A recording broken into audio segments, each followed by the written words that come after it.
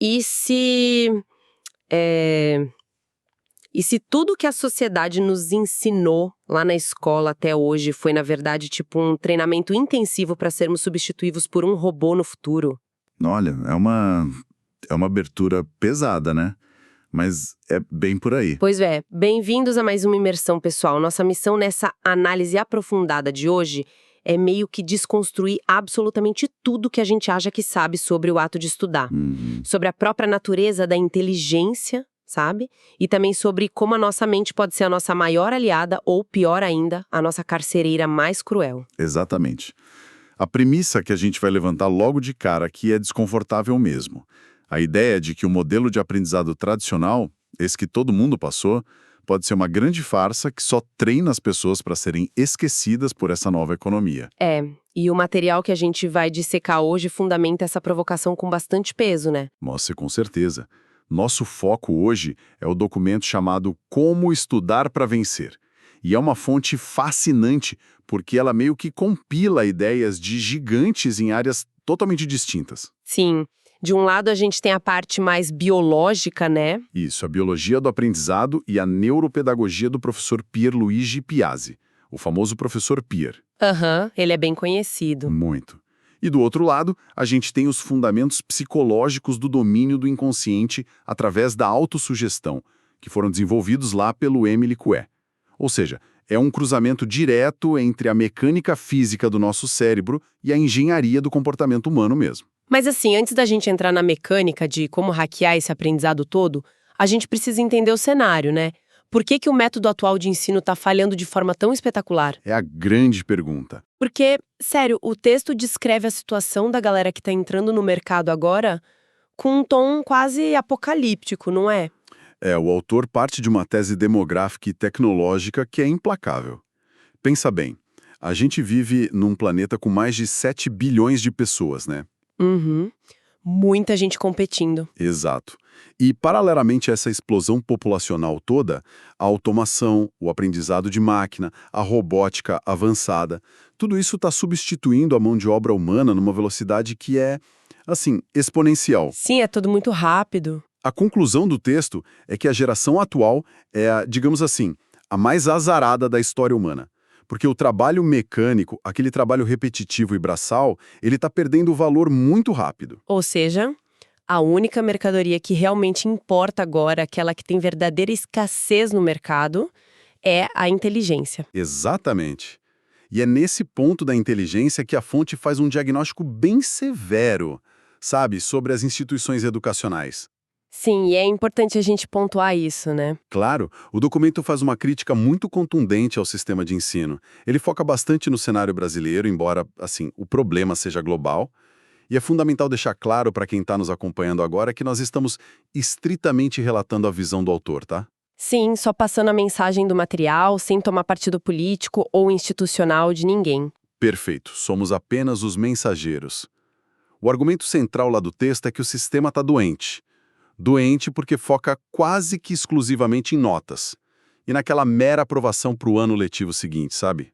Sim, vira um jogo de bater meta de nota, né? Exato. Cria-se um teatro. O aluno finge que aprende, o professor finge que ensina e a escola vai lá e emite um pedaço de papel. O resultado prático disso é uma legião do que ele chama de diplomados desempregados. Caramba, diplomados desempregados. É um termo forte. São indivíduos que passaram décadas sentados em salas de aula, mas que, no fim das contas, não possuem conhecimento aplicável para o mundo real. Nossa, e isso faz todo sentido quando a gente analisa o comportamento padrão do estudante, né? Aquela coisa de estudar na véspera da prova só para garantir um 7 no boletim. O clássico desespero da madrugada. Nossa, quem nunca, né? Mas sabe o que me lembra?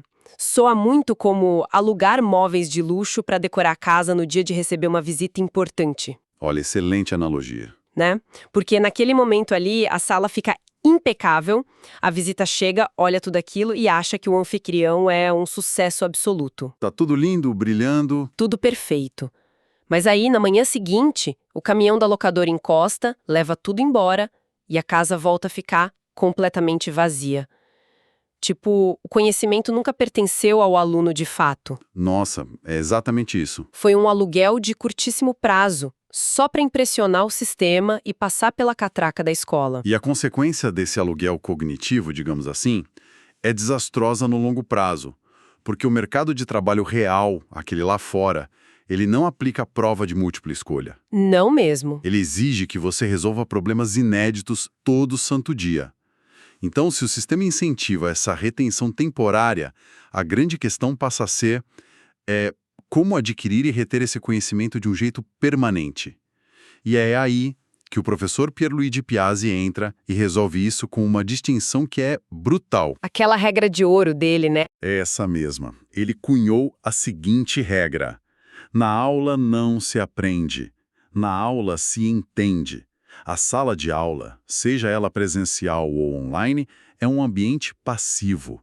A informação é só apresentada ali e compreendida. Aham. O aprendizado verdadeiro, aquele que altera mesmo a estrutura física do cérebro, ele ocorre em casa, de forma solitária e obrigatoriamente no mesmo dia em que a aula foi ministrada. Aí que tá. Aqui a gente entra no núcleo duro da teoria, né? Porque qual é a urgência? Por que é tão problemático, do ponto de vista biológico, deixar para revisar a matéria lá no final de semana, como, sei lá, 90% das pessoas faz? A resposta está na nossa biologia evolutiva, sabe? E na forma como o nosso cérebro gerencia a energia dele. Durante o dia, o nosso cérebro recebe uma avalanche de estímulos sensoriais. É muita informação o tempo todo. A gente é bombardeado. Exato.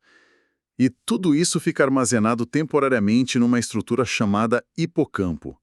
O hipocampo funciona como se fosse a memória RAM de um computador, com uma capacidade super limitada. Tá, e aí o que acontece? O ponto crítico acontece durante o sono. Quando uma pessoa dorme, o cérebro não desliga. Muito pelo contrário, ele inicia um processo intenso de manutenção que a gente chama de poda sináptica. Poda sináptica? Isso. Ele analisa tudo que está ali no hipocampo e, para economizar energia e espaço, ele simplesmente joga a esmagadora maioria das informações na lata do lixo. Somente o que o cérebro considera vital é transferido para o neocórtex, que aí sim é o nosso disco rígido de memória permanente. Ou seja, se o aluno entende a matéria de manhã na escola, não faz absolutamente nada a respeito de tarde e simplesmente vai dormir, o cérebro interpreta aquela informação toda como lixo inútil e deleta durante a madrugada. A faxina noturna destrói o conhecimento que foi alugado. Perfeito.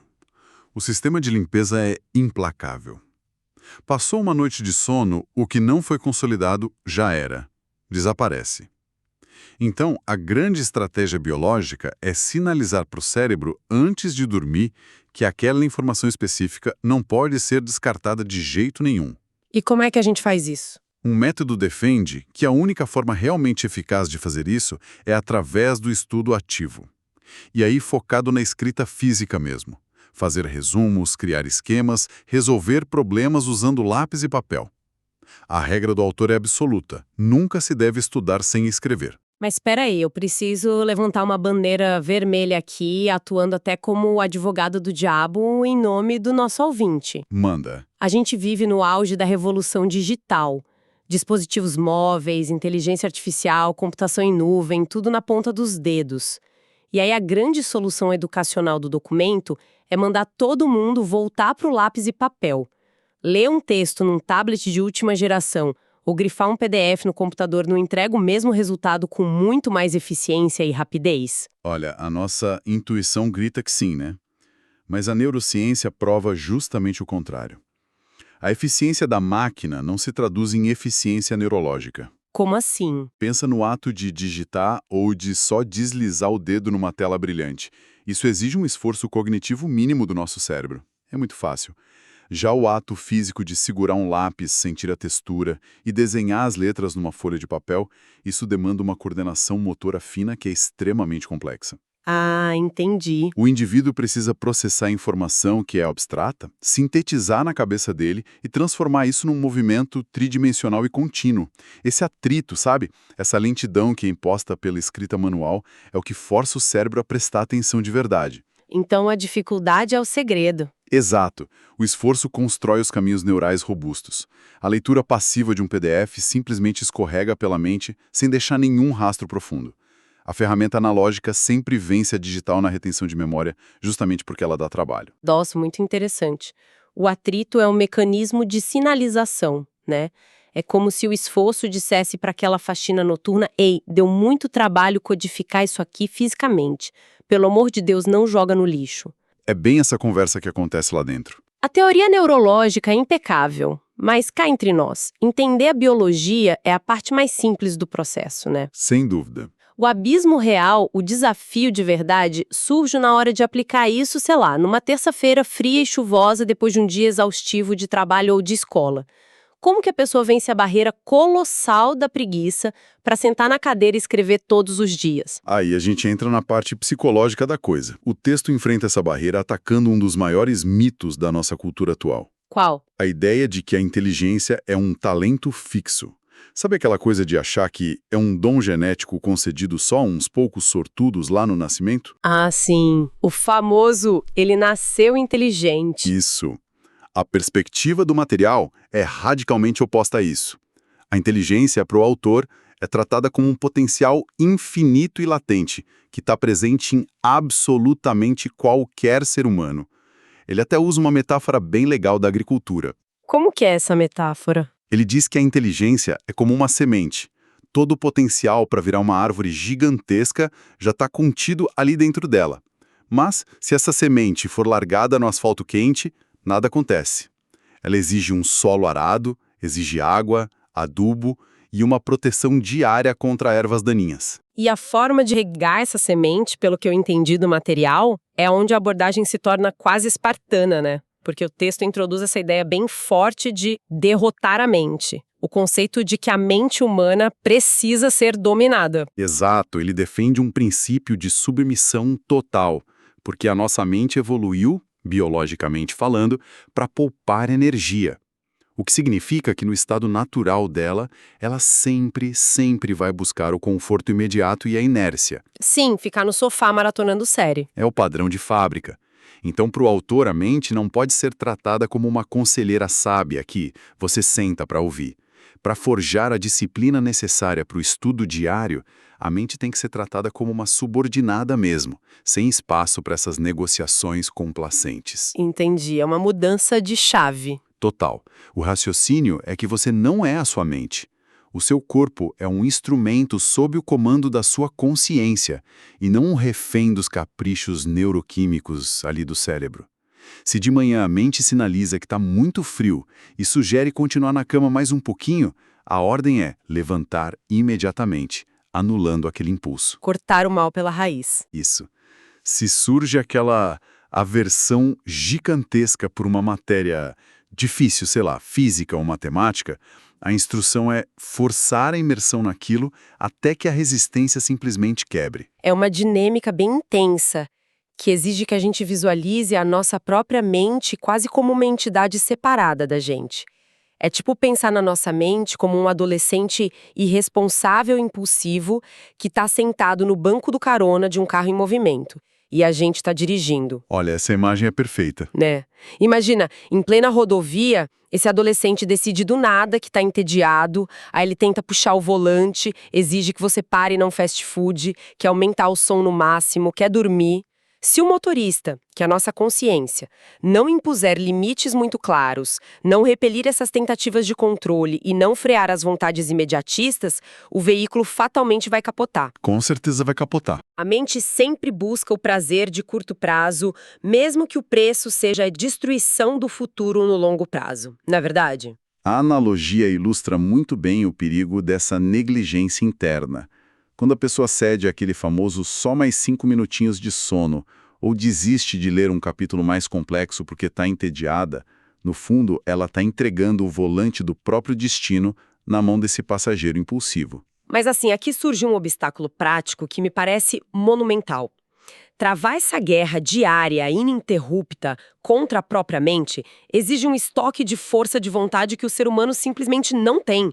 né? A fadiga das decisões é uma coisa real, cientificamente comprovada. Ninguém aguenta brigar com esse passageiro impulsivo o tempo todo sem acabar exausto e, inevitavelmente, cedendo. Você tocou no ponto fraco da teoria da disciplina bruta. E o próprio documento reconhece essa limitação biológica da força de vontade. É por isso que ele introduz uma ferramenta psicológica muito mais sofisticada, que é baseada lá no trabalho do Émile Coué. E quem é esse Émile Coué, para quem não conhece? Ele foi um pioneiro no estudo da autossugestão, lá atrás. E ele identificou um padrão incontornável do nosso comportamento. Ele diz o seguinte: num conflito direto entre a sua força de vontade e a sua imaginação, a imaginação ganha todas as batalhas, sem exceção. Nossa, isso desafia toda aquela narrativa moderna que a gente vê por aí, né? Aquela coisa de força no foco, foco e fé, onde a força de vontade bruta é vendida como a solução para absolutamente tudo. Pois é, mas a vontade perde. Sempre. E qual é a mecânica por trás dessa vitória da imaginação sobre a vontade? Como isso funciona na prática? O Coué explica isso usando um exemplo clássico, que é famoso, a analogia da tábua de 10 metros. Imagina o seguinte: se a gente colocar uma tábua de 10 metros de comprimento e, sei lá, 20 centímetros de largura no chão de uma sala, qualquer pessoa vai caminhar sobre ela de um extremo ao outro com a maior facilidade do mundo. Sim, tá no chão, é tranquilo. Exato. A mente processa a tarefa, a imaginação visualiza uma caminhada simples ali no nível do chão e o corpo vai lá e executa, ninguém nem sua. Agora vamos pegar exatamente essa mesma tábua e elevar a 20 metros de altura, suspendendo ela entre dois prédios. O que acontece na hora que a pessoa vai tentar atravessar? Nossa, só de imaginar já dá aflição. Certeza que eu travaria. Todo mundo travaria. A força de vontade está lá, gritando a ordem: caminhe, vai lá, é a mesma largura, você fez isso no chão. Aham. No entanto, a sua imaginação já está projetando a queda, o desespero e a morte iminente. O resultado físico disso é vertigem imediata, tremores nas pernas e paralisia total. O medo, que é gerado puramente pela imaginação, sequestra o corpo e torna a travessia impossível. Que loucura. Então, a força de vontade dá ordem de avanço, mas a imaginação pinta um quadro de tragédia profunda e o sistema nervoso sempre vai obedecer à imaginação. É isso. É exatamente isso. O nosso corpo obedece à imagem que a gente cria. Isso demonstra muito bem porque depender apenas da disciplina bruta para estudar, por exemplo, é como tentar caminhar nessa tábua a 20 metros de altura. Se a imaginação do estudante já declarou lá dentro que ele é incapaz de aprender matemática ou que passar naquele exame é uma missão impossível, cara, a força de vontade não vai ser suficiente para manter ele sentado na cadeira. Não tem como. Ele vai arrumar uma desculpa para levantar. Vai. A solução proposta pelo Coué, então, é a autossugestão consciente. O ato de reprogramar o inconsciente para que a imaginação deixe de ser um obstáculo enorme e passe a atuar como um motor que te empurra. Tá, e como é que a gente faz essa reprogramação? O hábito consiste na repetição mecânica de algumas frases muito simples de manhã e à noite. Como o clássico dele, que é: todos os dias, sob todos os aspectos, vou cada vez melhor. Todos os dias, sob todos os aspectos, vou cada vez melhor. Isso. E a técnica exige que a frase seja dita em voz baixa, quase como um murmúrio mesmo, sabe? O objetivo de falar baixinho é contornar o senso crítico daquela mente racional do adolescente no carona e depositar a ideia diretamente no subconsciente. Mas, assim, vamos colocar isso à prova no escrutínio do mundo real agora. Quando a gente analisa esse conceito de ficar repetindo frases positivas em frente ao espelho de manhã, não corremos o risco de endossar um tipo de pensamento mágico? Ou aquela famosa positividade tóxica? É um risco que as pessoas apontam, sim. Porque, por exemplo, no mercado corporativo, a gente vê muito líder que usa uma espécie de autossugestão só para criar um ego inflado gigante, sabe? Ignorando completamente os próprios defeitos e a realidade ao redor dele. Isso soa como uma armadilha perigosa quando a pessoa sai do quarto de estudos e vai aplicar essas ideias na vida real. Olha, a preocupação com a positividade tóxica é muito válida. Mas o texto estabelece uma fronteira bem clara aqui para separar as coisas. E qual é a fronteira? A autossugestão do Coué não é, de forma alguma, uma pílula mágica que substitui a ação. Ela é um removedor de atrito. Tá. Ficar repetindo no espelho que você é um gênio não vai inserir o conhecimento de física quântica no seu cérebro por osmose. O conhecimento continua exigindo que você sente, pegue o lápis e o papel e passe pela poda sináptica. O verdadeiro papel da autossugestão é impedir que a sua própria mente construa aquela tábua a 20 metros de altura. Ah, entendi. É para nivelar o chão. Exato. Ela neutraliza a autossabotagem, permitindo que a sua força de vontade seja aplicada integralmente no estudo em si e não seja desperdiçada combatendo o medo interno ou a ansiedade. E sobre essa questão que você levantou, de criar indivíduos com egos inflados e desconectados da realidade. Os falsos líderes. E isso, o material antecede esse perigo estruturando muito bem o passo seguinte da nossa evolução pessoal. Porque o domínio da própria mente e esse refinamento da inteligência são apenas os pré-requisitos para a fase mais complexa da vida, que é o convívio em sociedade e a necessidade de liderar outras pessoas. Faz sentido. Se a pessoa não governa a si mesma de uma forma ética e realista, ela com certeza não tem capacidade nenhuma para governar ou inspirar terceiros. Nenhuma capacidade. É a premissa básica. E essa ponte é fundamental para o nosso papo. Porque uma vez que o indivíduo resolve aquela batalha interna contra o adolescente no banco do carona, ele precisa abrir a porta de casa e entrar no mundo profissional. E lá fora ele vai se deparar com empresas, com clientes e com famílias para gerenciar. E, inevitavelmente, essa inteligência cultivada vai colocar ele em alguma posição de liderança. Vai ser natural. O documento oferece algum tipo de mapa de como navegar esse novo terreno social? Oferece sim. Ele traz uma desconstrução muito profunda de como as organizações funcionam na prática. O material detalha o colapso do que ele chama de o velho paradigma. Velho paradigma. Isso. Tradicionalmente, o mundo opera em estruturas que imitam a hierarquia militar. Sabe?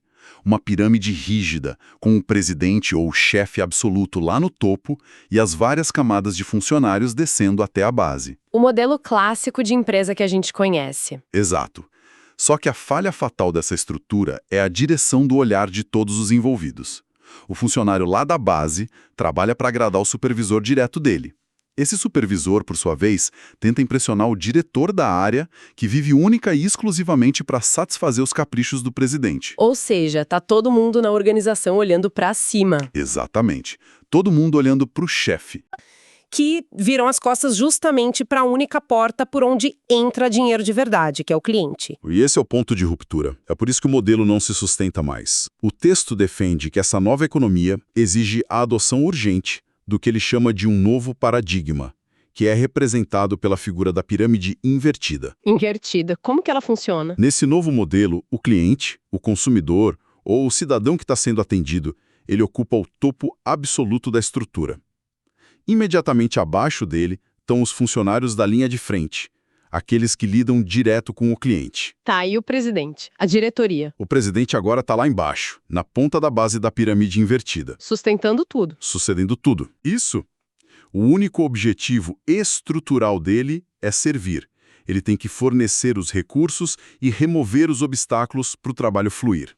Assim, as camadas que estão acima dele conseguem satisfazer as exigências de quem está lá no topo, que é o consumidor. A liderança, nesse modelo, ela deixa de ser um pedestal de glória, de vaidade, e passa a ser uma fundação de suporte.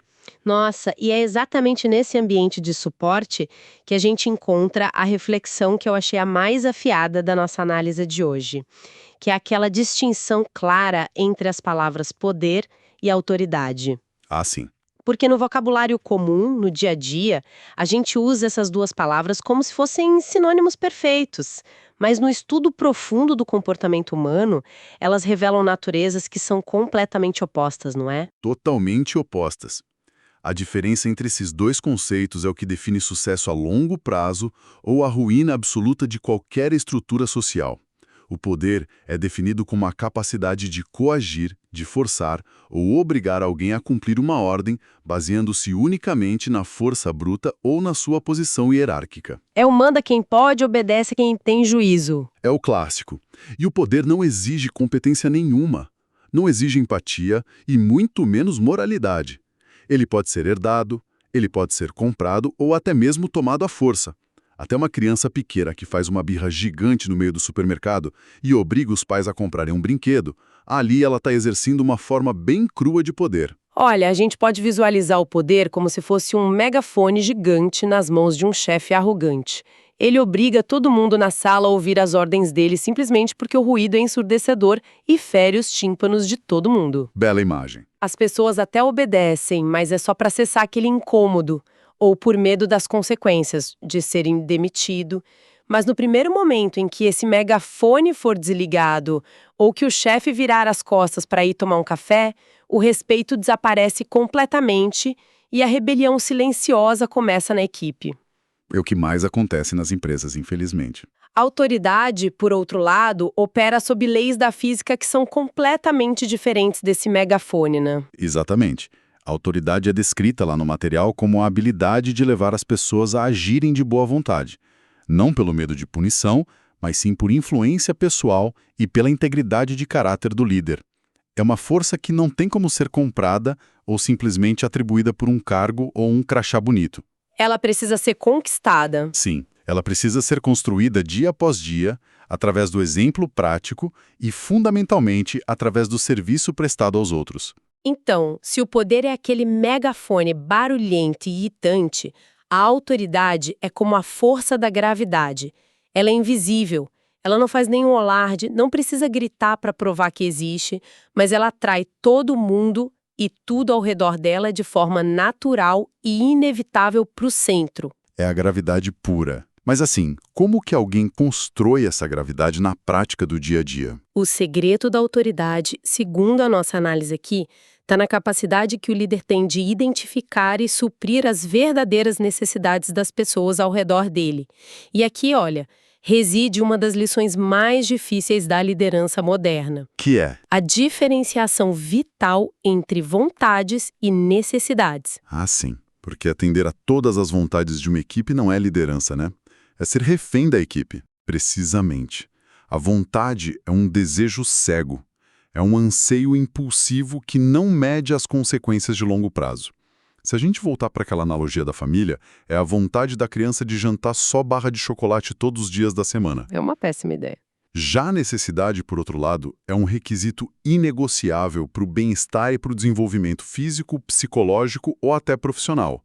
A criança não tem vontade nenhuma de comer um prato de vegetais, mas ela tem a necessidade absoluta de uma nutrição adequada. E isso se traduz no escritório também. Totalmente.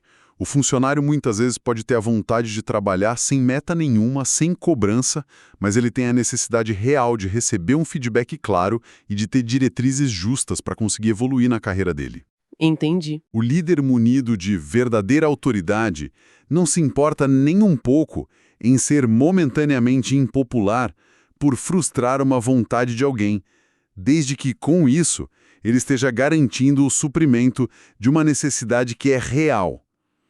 Essa postura que é firme e voltada para o bem maior é o que constrói aquela confiança inabalável, sabe? Sim. Que é, no fim das contas, a argamassa de qualquer sociedade, de um negócio ou de uma família. Sem confiança, a estrutura inteira desaba. Nossa, o arco lógico que a gente percorreu hoje é impressionante. E ele realmente amarra todas as frentes da nossa evolução como seres humanos. A gente começou lá atrás revelando a falácia daquele aprendizado de aluguel. Aquele simples ato de decorar para a prova, que no fim nos torna obsoletos num mundo dominado por máquinas. Aí depois a gente avançou para a biologia profunda, entendendo como o esforço motor de escrever à mão com lápis e papel é o que salva o conhecimento vital de ser obliterado durante a poda sináptica noturna. Em seguida, a gente explorou a parte de engenharia psicológica, né? Como domar a própria mente. A gente demonstrou como é imperativo subjugar ela para superar a nossa inércia evolutiva.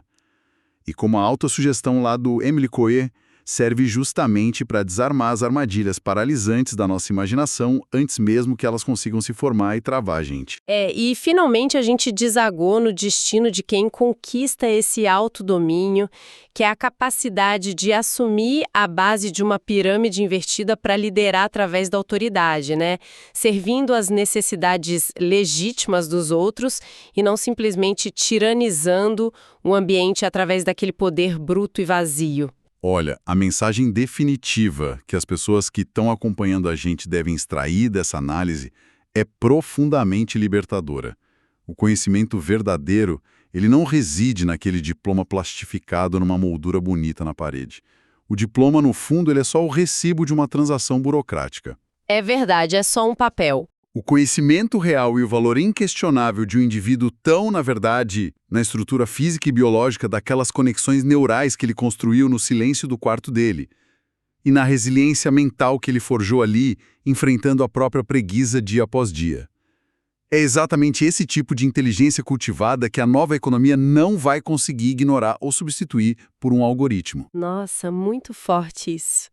E o que nos leva, claro, a um questionamento final para a gente encerrar por hoje. Pessoal, a gente abriu a nossa imersão projetando um mundo que está sendo assombrado pela velocidade e pela precisão da inteligência artificial. Nós estamos cercados por algoritmos capazes de processar e sintetizar quase que instantaneamente toda a informação da humanidade em frações de segundo, diante desse oceano digital infinito, que meio que terceiriza o nosso pensamento o tempo todo, será que o ato analógico, primitivo e intencionalmente lento e árduo de sentar sozinho numa mesa à noite e arrastar a ponta de grafite de um lápis sobre as fibras de uma folha de papel se tornou o nosso último e mais poderoso refúgio para continuarmos verdadeiramente humanos? Fica aí a reflexão,